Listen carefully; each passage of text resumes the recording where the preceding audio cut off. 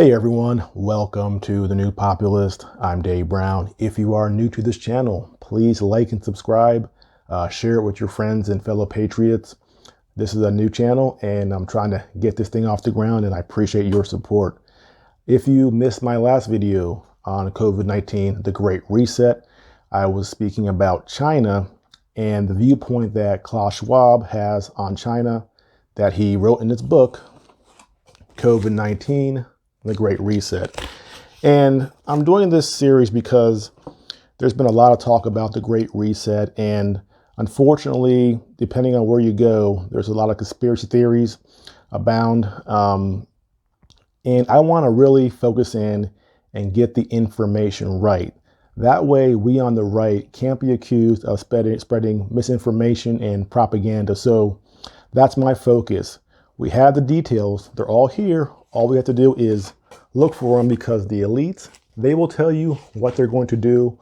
All we have to do is listen and or read. So that's what I'm doing. In this video, I'll be talking about the trilemma. And this concept was actually created by a Turkish economist named Danny Roderick. Now, in this trilemma, here's the basic idea. You have three issues or three things. You have national sovereignty, globalization, and then you have democracy. Now, in this trilemma, you can only have two of these things at one time, not all three. So it's pick two, or in some cases, maybe just pick one. So to get an introduction to this framework, let's start with a section on page 106 and 107, and it reads as follows. The global economy is so intricately intertwined that it is impossible to bring globalization to an end. However, it is possible to slow it down and even to put it into reverse. We anticipate that the pandemic will do just that. It has already re-erected borders with a vengeance, reinforcing to an extreme trends that were already in full glare before it erupted with full force in March 2020, when it became a truly global pandemic sparing no country, such as tougher border controls, mainly because of fears about immigration, and greater protectionism, mainly because of fears about globalization. Tighter border controls for the purpose of managing the progression of the pandemic make eminent sense. But the risk that the revival of the nation state leads progressively to much greater nationalism is real, a reality that the globalization trilemma framework offered by Danny Roderick captured. It was already starting to happen even before March 2020, and he points to immigration and globalization as being factors in why we were having this resurgence of nationalism and protectionism. And as we'll find out later, he points to the election of Donald Trump and Brexit as being examples of this trend. And they always, when the elite talk about immigration, for example, they always have it in this condescending attitude that we have fears. We're scared of people from other countries and other cultures. When in reality, it's the opposite. It's that we don't fear them. We just want to protect our own culture, our own national sovereignty, our own language, borders, and culture. That's what we want to protect. And the elites always have this contempt for us, as if we're backwards thinking people for not wanting to have our borders wide open. So that's an annoyance, and we see this sort of attitude from the elites, especially the European type elites, all the time. But he continues. The trilemma suggests that the three notions of economic globalization, political democracy, and the nation state are mutually irreconcilable based on the logic that only two can effectively coexist at any given time. Democracy and national sovereignty are only compatible if globalization is contained. By contrast, if both the nation state and globalization flourish, then democracy becomes untenable. And then, if both democracy and globalization expand, there is no place for the nation state. Therefore, one can only ever choose two of the three. This is the essence of the trilemma. So there's our framework, the trilemma. Clearly, the elites want globalization. Will they pair that with democracy or the nation state? Well, what does he say next? He says, Therefore, the rise of nationalism makes the retreat from globalization inevitable in most of the world, an impulse particularly notable in the West. The vote for Brexit and the election of President Trump on a protectionist platform are two momentous markers in the Western backlash against globalization. So I really think it's obvious why the re-election of Donald Trump in 2020 would have been disastrous for the global elite.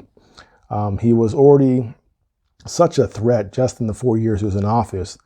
But with the COVID-19 pandemic and this sort of, slide back into nationalism, if he were in power still with 4 more years, he would be a tremendous setback for globalization. So it was really, really important that Donald Trump not win re-election. And we can see why having Joe Biden elected was so important for the global elite.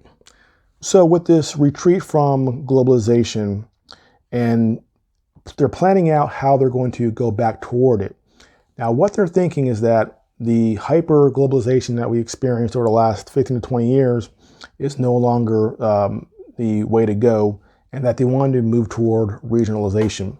Consider what he says here. The most likely outcome along the globalization, no globalization continuum lies in an in-between solution, regionalization, the success of the European Union as a free trade area, or the new regional comprehensive economic partnership in Asia, a proposed free trade agreement among the 10 countries that compose ASEAN, are important illustrative cases of how regionalization may well become a new watered-down version of globalization.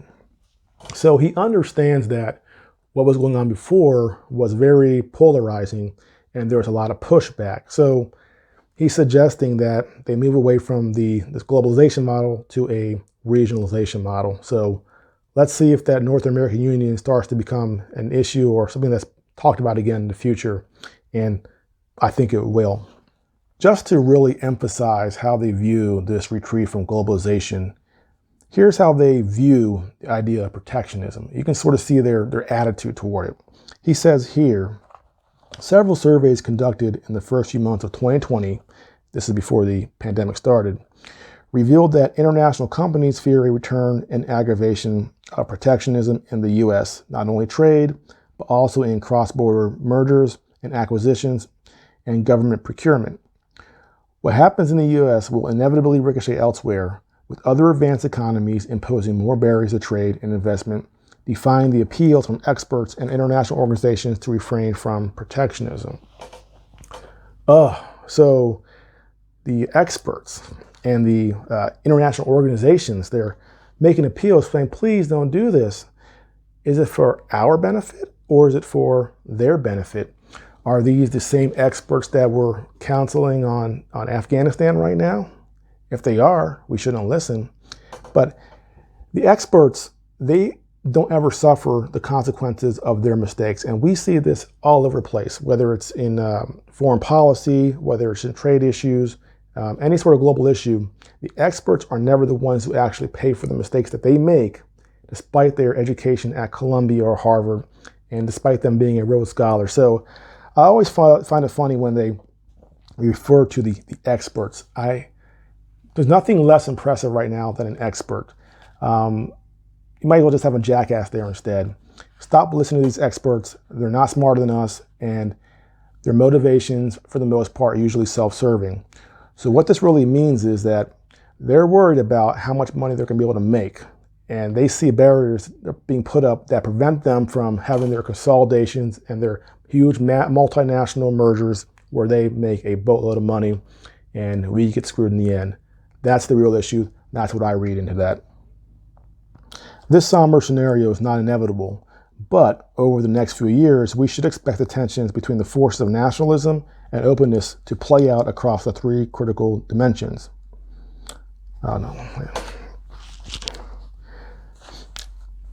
This somber scenario is not inevitable, but over the next few years, we should expect the tensions between the forces of nationalism and openness to play out across three critical dimensions: global institutions, trade, capital flows.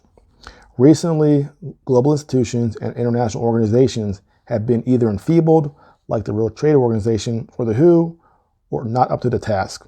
The latter due being underfinanced and overgoverned, than to inherent inadequacy. So the WHO is not because they're incompetent or corrupt. It's because they're underfinanced and overgoverned.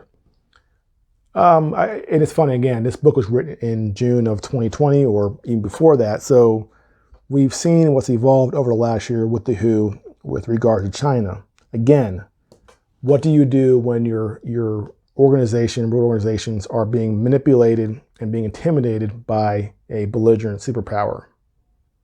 There's no answer for this question. We give them more money. What does that ensure? We've been giving these organizations a lot of money for how many years now? Look at NATO. How much money the United States has poured into NATO? For what reason? All we do is give a handful of bureaucrats new jets and new Mercedes-Benz to drive around in. I don't see the benefit of the United States being the sort of the piggy bank for all of these organizations that are corrupt, that are run by people who do not like the United States and who would love to nothing more than to erode our national sovereignty. So instead of funding these organizations, they should be completely retooled or just eliminated altogether. So there's always this fallback that the elite have toward these organizations, and it's never the organization themselves or them. It's always something else, more funding. Where have we seen that? The appeal for more money when the issue was not about money. It's about the actual goal or mission of these bodies and the people inside of them. Returning to the issue of globalization versus regionalization, there's another reason why they want to move away from the old hyper-globalization model. And he gives it away here when he says this. In the coming years, it seems inevitable that some deglobalization will happen, spurred by the rise of nationalism and greater international fragmentation. There is no point in trying to restore the status quo. Hyperglobalization has lost all its political and social capital, and defending it is no longer politically tenable. The establishment of a much more inclusive and equitable form of globalization that makes it sustainable, both socially and environmentally, is the only viable way to manage the retreat. This requires policy solutions addressed in the concluding chapter and some form of effective global governance. Progress is indeed possible in those global areas that have traditionally benefited from international cooperation, like environmental agreements, public health, and tax havens. Boy, this one, a lot here. So what he's saying is the hyperglobalization, it's not politically tenable anymore. Not that he doesn't want it. They're basically saying we need to shift strategies because people are really paying attention to this issue of globalization. And if we keep pushing on this, we're going to get pushed back. So we need to retool and rethink how we're going to go about our agenda now. We're going to change the wording and call something different and try a different approach. And there's a word he uses here that every time I see this word, it makes me ill. And it's anytime somebody says, we want a more inclusive and equitable form of globalization. What does that mean? A more inclusive. We've all heard that word now for a lot of different things within the United States when we have left-wing organizations talk about being more inclusive. So that's one of their globalist code words for BS. And I don't know what inclusive, equitable globalization is. I don't know what that means. And he goes on here to say that there has been we've traditionally benefited from international cooperation with regards to environmental agreements. And of course, I'll point out the Paris Climate Accords, where it basically allowed China and India to not really participate in any meaningful way, while the United States and Europe ratcheted down all of our manufacturing. So, and here it says the tax havens. Yeah, because tax havens has been helpful to the average person. No. And public health, of course, we can again point to the WHO and their incompetence in dealing with the COVID-19 pandemic and their corruption, which are trying to hide and cover up right now. So now we return to the issue of global governance, and this is where it all comes down to. We've had all these different, iterations of some sort of global government. And what is his solution for the future? He says it here. This will only come about through improved global governance, the most natural and effective mitigating factor against protectionist tendencies. However, we do not yet know how its framework will evolve in the foreseeable future. At the moment, the signs are ominous that it is not going in the right direction. There is no time to waste. If we do not improve the functioning and legitimacy of our global institutions, the road will soon become unmanageable and very dangerous. There cannot be a lasting recovery without a global strategic framework of governance. So, back to the issue of global governance. And that's where they want to go to, because of course their solution for all problems is more government and more money and more centralized power. So, for us on the right, what do we have to look out for? Well, I think the one interesting thing is that they're going to move away from that hyper globalization model toward regionalization. So be on the lookout for more talks about a North American Union, not right now, but as things start moving forward, look out for that. That's it for today. In my next video, I'll be talking about the issue of civil liberties, something obviously that's very important to us on the right and for anybody who values freedom and liberty. So look out for that. And of course, once again, please like and subscribe if you're new to this channel, and of course, spread the word. Thanks, and I'll see you next time.